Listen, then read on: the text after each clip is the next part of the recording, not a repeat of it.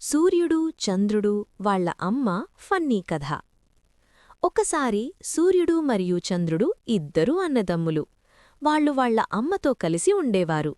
ఒకరోజు అమ్మ వాళ్లకి చెప్పింది, బయటకి వెళ్ళి ఆడుకుని రండి, కాని సాయంత్రమయ్యేసరికి ఇంటికొచ్చేయాలి. ఇద్దరూ సరే అని బయటికి వెళ్లారు. సూర్యుడు చాలా అల్లరి.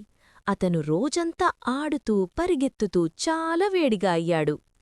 సాయంత్రం ఇంటికొచ్చేసరికి అమ్మడిగింది, ఏమయ్యా ఇంత వేడిగా ఉన్నావు?